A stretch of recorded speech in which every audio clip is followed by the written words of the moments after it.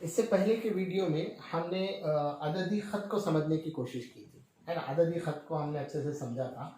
आज हम देखेंगे कि अददी ख़त पर जमा और तफ़रीक़ किस तरीके से की जाती है। जमा करना यानी क्या, आप क्या समझते हैं? जमा करना आप जमात अव्वल से पढ़ते हुए आ रहे हैं। जमा करना यानी क्या? मिलाना, है ना, या इजाफा करना। जमा करना यानी क्या? इजाफा करना। और तफ़रीक़ करना यानी क्या? कम करना। तफरीक करना यानी कि कम करना। ये आपको याद रखना ज़रूरी है। ठीक है, अब हम एक मिसाल को समझते हैं। एक छोटी मिसाल लेकर हम उसको समझने की कोशिश करते हैं। समझ लीजिए आपको एक सवाल दिया गया है, कोई 4 जमा 5, ठीक है। 4 और 5 को मिलाना है अपने को, लेकिन हमको अददी ख़त पर मिलाना है। तो सबसे पहले आप क्या करेंगे? 4 कहाँ पर है? देखिए 4 कहाँ पर है?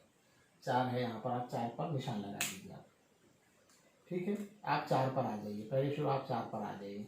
ठीक है, 4 पर हम आ गए। अब उसमें कितने का इजाफा करना है? 5 का इजाफा करना है। अददी ख़त समझते वक्त हमने देखा हुआ है कि जैसे जैसे हम आगे बढ़ेंगे 1 का इजाफा होता चल रहा है ना। यहाँ पर 1 का इजाफा हुआ, यहाँ पर 2 का इजाफा हुआ।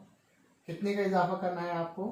5 का इजाफा करना है। मतलब कितना मुकाम आगे जाना पड़ेगा आपको? यहाँ से 4 से 5 मुकाम आगे जाना पड़ेगा। ठीक है, ये 3 का इजाफा, ये 4 का इजाफा और ये 5 का इजाफा। जब हम 5 का इजाफा कर रहे हैं तो अददी ख़त पर हम कहाँ पहुँच रहे हैं? 9 पर पहुँच रहे हैं। यानी 4 और 5 के अगर हम जमा करें तो 9 पर आ रहे हैं। ये इस मुकाम पर हम क्या आ रहे हैं? पहुँच रहे हैं। ये मिसाल से हम समझने की कोशिश कर रहे हैं। तो अददी ख़त पर जब जमा करना है यानी इजाफा करना है आपको। इजाफा अददी ख़त पर इजाफा किधर होता है? हमने पढ़ा हुआ है कि जब हम दाएं जानिब जाएंगे तो इजाफा होगा। एक और मिसाल हम लेते हैं। 3 में 7 का इजाफा आपको करना है या 7 जमा करना है। 3 में 7 आपको क्या करना है? जमा करना है। तो हम पहले शुरू कहाँ पर आएंगे? अददी ख़त पर 3 पर आएंगे। 3 पर आएंगे, है ना। अब 7 इजाफा करना है। जैसे अभी हमने देखा कि जैसे जैसे हम आगे बढ़ेंगे तो एक एक का इजाफा होता चलता है। ये आपने देखा है, एक एक अदद का इजाफा होते चलता है। अब हम क्या करेंगे? 3 के 7 मुकाम आगे जाएंगे। ये 1 2 3 4 5 6 7, है ना। कहाँ पर आ रहे हैं हम? 3 से अगर इजाफा करेंगे तो 10 पर आ रहे हैं। यानी कितने इजाफा करें हमने? 7 इजाफा करें।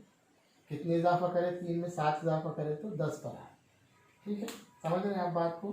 3 पर हम 7 इजाफा करें तो कितने में आ रहे? 10 पर आ रहे। तो अददी ख़त पर इस तरीके से हम क्या कर सकते हैं? जमा कर सकते हैं। इसमें देखिए ये 4 में कितने इजाफा किए थे आपने? 5 का इजाफा किए थे। हमें 5 जमा करें तो 5 हम मुकाम आगे गए और यहाँ पर हम क्या हो गए? पहुँच गए। एक और हम मिसाल लेंगे। एक और मिसाल से हम समझने की कोशिश करेंगे कि हमारे पास समझ लीजिए 12 है। 12 में 4 का इजाफा आपको करना है। 12 में 4 का इजाफा अपने को करना है। अब 12 पर हम आते हैं। सबसे पहले आपको क्या करना पड़ेगा? अददी ख़त पर 12 पर जाना पड़ेगा। 12 पर हम लोग आ गए। कितने का इजाफा करना है? 4 का इजाफा करना है। 4 मुकाम आपको क्या करना पड़ेगा? आगे जाना पड़ेगा, है ना। तो ये 1 2 3 4 कहाँ पर आ रहे हैं हम? 16 पर आ रहे हैं, है ना। कितने कितने मुकाम इजाफा किए? 12 में 4 मुकाम इजाफा किए, इसलिए हम कहाँ पर पहुँचे? 16 पर हम पहुँचे हैं। तो इस तरीके से हम अददी ख़त पर क्या कर सकते हैं? जमा कर सकते हैं। अगले वीडियो में हम देखेंगे अददी ख़त पर तफरीक़ किस तरह से की जा सकती है।